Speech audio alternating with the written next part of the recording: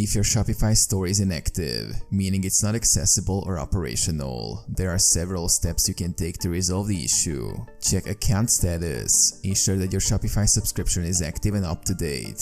If your subscription has expired or there are payment issues, your store may become inactive. Check domain settings. Verify that your domain settings are correctly configured.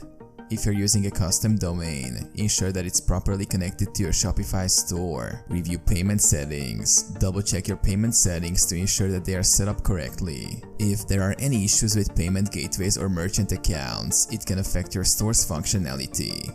Check theme and apps. Review your installed theme and apps to ensure they are compatible and functioning properly. Sometimes, conflicts or outdated software can cause issues with store functionality. Contact Shopify support. If you're unable to resolve the issue on your own, reach out to Shopify's support team for assistance. They can help diagnose the problem and provide guidance on how to fix it. Review store policies. Ensure that your store complies with Shopify's terms of service and policies. Violations of these policies can result in your store being deactivated.